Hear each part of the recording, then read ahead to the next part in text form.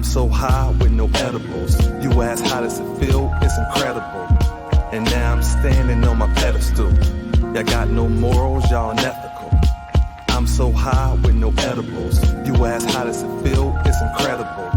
And now I'm standing on my pedestal. Y'all got no morals, y'all unethical. I got a baby face, call it. What's going on, y'all? This is Terrence, and welcome you to another episode of Terrence Hill TV.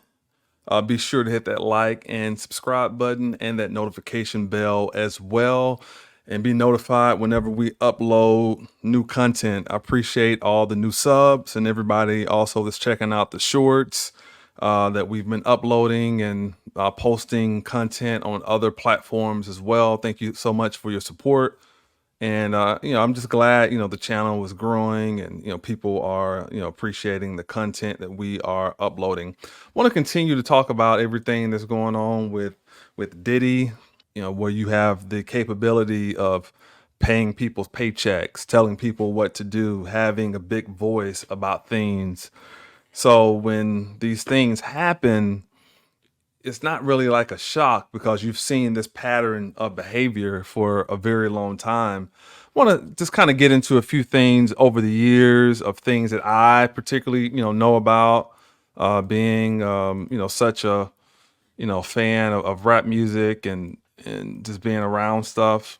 And again, I know some things are, there's a difference between rumor and truth, but I'm asking these questions. I'm asking, is there, does he have a problem? It's the question I'm proposing. Does this man, obviously he has a problem because we saw what happened on that particular videotape, but over the years, was there a problem that has been ignored by a lot of people because people may have, liked a song or album that he put out, or could have been also that people were using him, that people wanted to kind of turn a blind eye because they were getting a check and they probably, wanted his endorsement or wanted him to come on their podcast or radio show or whatever. So I think a lot of times for people to have outrage now, they have to take accountability as well as far as what level of complicity that we play. Punch Drake over a song. Okay, it says, according to our sources, the song that sparked the fight was 0 to 100, and the catch up, which was just nominated for 2 Grammys, Best Rap Performance and Best Rap Song. Diddy assaulted Drake early Monday morning because of a feud over a song, TMZ has learned. And this was when, 2014. Sources close to Diddy say he confronted Drake, who just blew him off. And that's when Diddy said, "You'll never disrespect me again." Then he punched him. We told that Drake ended up at the ER. Wow. All right, so let's go to this story here. The Day and Night rapper says this is all true. Former Bad Boy recording artist Cassie filed a lawsuit against her former boyfriend and label owner, Sean Diddy Combs. In one of her accusations, she claimed that Diddy allegedly blew up the car of an artist that she was seeing at the time. Kid Cudi confirmed. Then that just automatically lets you know that this guy is totally out of control. But the thing is, what gives you that level of comfort that you could do something like that and that you're not going to face any repercussions? Let us continue. Now, again, I don't know if any of this, I don't know all the details in the sense of I wasn't there, but I know a lot of these things have been accused over the years. However, when we saw what we saw on that tape and you lie about this stuff and you make tweets and say that enough is enough and people trying to smear my name and I deny any of the allegations that were made against me and people just out here for a money grab and I'm going to defend my name. If you say those types of things and we find out that you're lying, then everything is kind of open season that we can't really believe anything that comes out of your mouth. Says Diddy former bodyguard says Kim Porter was also abused by disgraced mogul. And I know that's a little sensitive, but at the same token, I know Kim Porter is deceased. But there have been talks about that. Some people who used to work for him on other podcasts have alleged these types of things and this types of behavior. Now, again, I don't know if any of this, I don't know all the details in the sense of I wasn't there, but I know a lot of these things have been accused over the years. However, when we saw what we saw on that tape, and you lie about this stuff and you make tweets and say that enough is enough and people trying to smear my name, and I deny any of the allegations that were made against me, and people just out here for a money grab and I'm going to defend my name. If you say those types of things and we find out that you're lying, then everything is kind of open season, that we can't really believe anything that comes out of your mouth. So it's crazy, that people can be in a position of blessings, be in a position where not only have their dreams come true, but they have the power to assist other people in their dreams, and sometimes just don't do the right thing. But my issue is, and again, I know other people have done these similar things, but my issue is a lot of times how you represent yourself and how outspoken that he's been about certain topics, about wanting to be a leader and talking about black excellence and being a king. I remember when Mace had accused him about his publishing, and he was talking about that he was going to get that narrative checked and he can have people putting smear on the God's name and just using those types of phrases. Now, again, I'm not saying he did anything to Kim Porter. I don't know. That's what's being alleged. And I'm just asking the question, like, what is in a person's spirit to do something like that, if that is true? I mean, I don't understand. I don't really get, I don't get, like, how could that even be in your makeup to even want to do something like that, especially considering, this woman supposed to be the mother of your children, and him having daughters. So that was very disturbing to see that video with Cassie, especially knowing that he has daughters. It says Fed set to widen Diddy sex probe over claims rapper boasted about shooting people, bribing jurors, and using J-Lo as gun mule. All right. So that's what I was trying to say about the whole situation with Kid Cudi. Like, what makes somebody so comfortable that they could do something along those lines and think that there's not going to be any consequences whatsoever? Now, this is what is being reported about bribing jurors. So obviously, if you're bribing jurors, that means judges can be bribed. That means you probably got a lot of ties and people within law enforcement. All this it's just interesting, man. A lot of times people can get away with things and they just start to feel comfortable, and they just kind of have this feeling of being untouchable, like nothing is going to happen. And maybe for a long time you have gotten away with things, and it just seems like you're comfortable, that you kind of know how the system works, and everything for the most part works out because you can settle lawsuits, cut checks, or just make things kind of go away. Or you have maybe people you're partners with, people who are on the board of certain companies that you have partnerships with, and stockholders and things like that, that you can pull a lot of favors.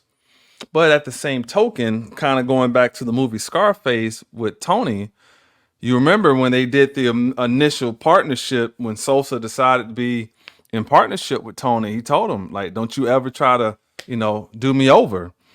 And later on, when Tony was asked to do a favor that he didn't do, he was asked to blow up a car. and he didn't want to do it because the guy's wife and children were in the car, so he didn't feel comfortable doing it. Probably more so because the kids were in the car. And when that particular, transpired, that's when Sosa was done with him because, hey, we asked you to do something, you didn't do it. So a lot of times when you are in partnership with certain people, you yourself may think you're powerful. Like Tony thought he was powerful, but still Sosa is the real powerful person. And those people that was in the room with Sosa, that's the true representation. That's the true representation of power. Yeah, Tony was taken care of, but at the same token, Tony didn't necessarily listen to Frank about Sosa. And not that Frank was perfect, but I think Tony's problem, he was just a little too ambitious and he didn't really know as much about Sosa as he assumed, which ended up being his demise. How does that correlate to Puff? Is it possible that Puff thinks that he's very powerful, but he doesn't realize, that he's dealing with Sosa on some of these, boards and some of these stockholders and things of that nature?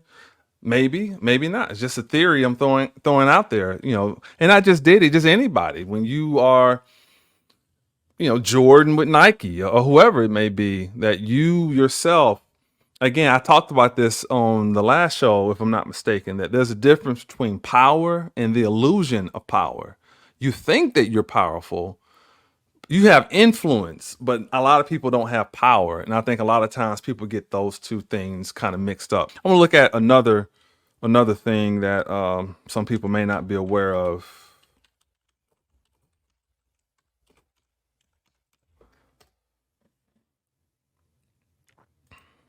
I definitely remember this because this had something to do with my favorite MC, who is Nas. So we had the whole incident that took place with Diddy and Steve Stoute. Who remembers that? All right. So we have this incident that took place. It says music executive recounts day of altercation with rapper Combs.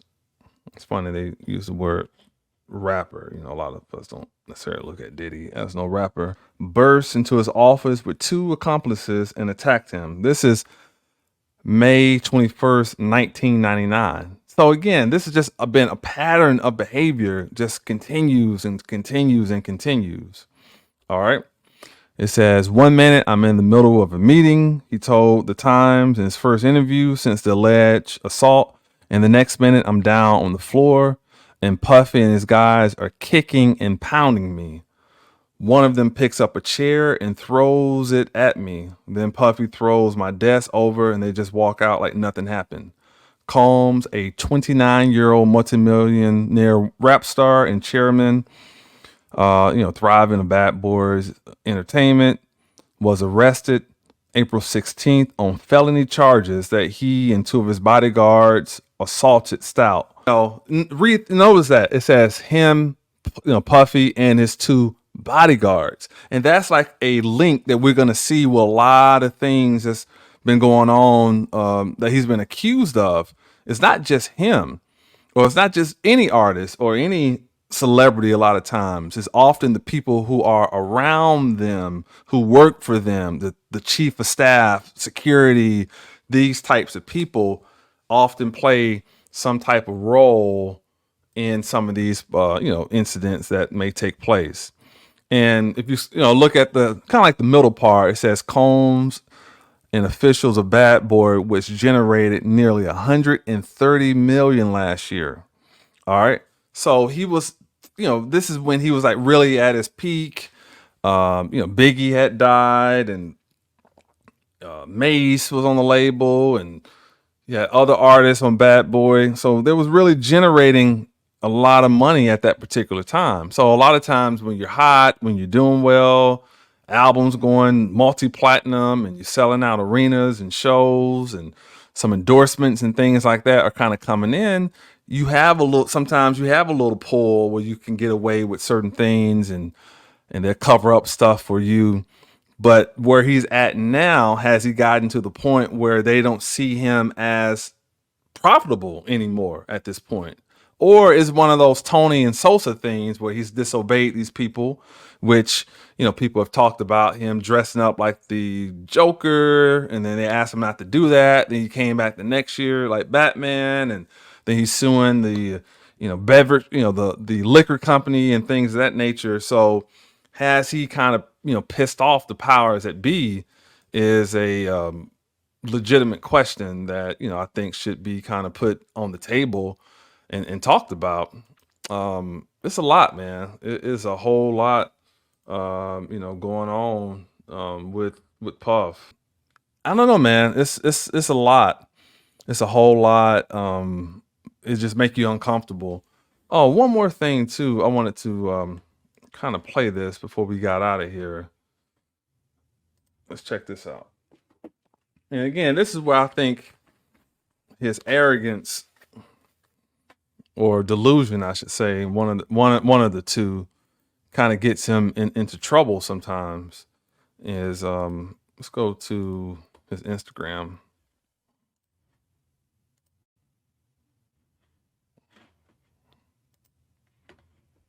I wanted to just touch on staying in the light. Staying in the light is so important. There's so many negative forces and so many things that want to pull you to do something or make you respond or just pull you just down into just that dirty, nasty frequency. Fuck that. Stay in the light.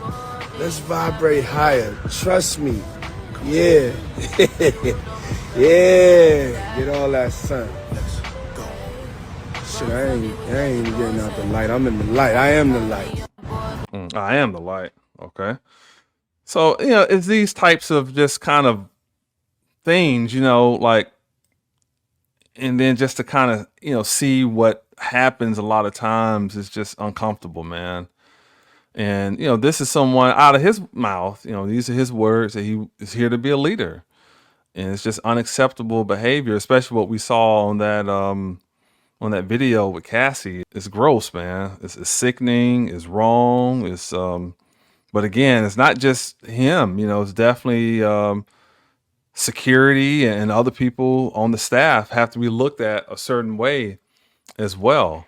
But yeah, you just get time, just go through his Instagram. I don't have to say anything. You just listen to his own words and then make your own conclusions of what you think. But it's just a lot of stuff, man. It's just not comfortable hearing these statements and looking at it. It's gross. It's gross, man. It's crazy. Oh, let me play one more. I think it's this one right here. And shit ain't fucking funny. That's the problem. Y'all don't know how to be accountable. I'm accountable. I'm accountable. I coach my son's football team. I'm there every week. I'm accountable. I'm running the marathon. I'm accountable. I motherfucking design Sean John clothes. I'm accountable. I pay all y'all motherfuckers checks every week. I'm motherfucking accountable. I'm on 106 in Park, MTV. I run around the motherfucking 50 city states. I'm having a meeting trying to teach y'all niggers something. I'm accountable. I'm accountable. It's my responsibility to run this company. I'm accountable. I don't make no excuses. And shit ain't fucking funny. That's the problem. Y'all don't know how to be. All right. So, hey. And by his words, he has to be accountable. So, again, make your own conclusions. Me personally, it's just kind of just not comfortable, man. It's just for someone to parade around and preach one thing, in which come on, we know that happens anyway. So that's not anything new that people portray to be one way and be another way. But when we're talking about alleged, the things that he's been accused of in those lawsuits is crazy. And that's just two. I mean, there's several more. And but I spent all morning, reading the details and just tried to give you guys a summary. But yeah, I mean, it happens. A lot of people in leadership and a lot of legacies and a lot of ways that people think People are, we find out that people sometimes are not what you think they are. For me personally, I don't know, like I say, the whole thing with Cuddy, the whole thing with Steve Stoute, and the whole thing with Drake shows a premise of violence, not just with women. A lot of people talked about the situation with Cassie, but there's been incidents with men too, where he's been, showing that type of behavior. Now, obviously he's got security and bodyguards and people that, give him that muscle or flex to do that. Just has me wondering what happened in 1996. And I'll kind of close on that note. But I appreciate you guys for tuning in to another episode of Terrence Hill TV. Be sure to hit that like and subscribe button. Get connected with what we have going on over here. If you want to donate to our efforts over here, the Cash App is Terrence Hill Music. Again, thank you so much for tuning in to another episode of Terrence Hill TV. Lastly, if you guys want to connect with me on other platforms, you can find me on Instagram at Terrence Hill the Great. I'm on Facebook at Terrence Hill, Snapchat, T Hill the Great, Twitter, I Am in the Hills, TikTok, Elevate with Terrence, the two websites, Double E TV, that's with 2es.com, and terrencehill.com. And lastly, again, the Cash App is Terrence Hill Music. Connect with us and let's just keep building. But thank you guys so much for tuning in to another episode of Terrence Hill TV. I'll see you guys next time. Take care. I'm so high with no edibles. You ask how does it feel? It's incredible. And now I'm standing on my pedestal. Y'all got no morals, y'all unethical. I'm so high with no edibles. You ask how does it feel? It's incredible. And now I'm standing on my pedestal. Y'all got no morals, y'all unethical. I got a baby face, call it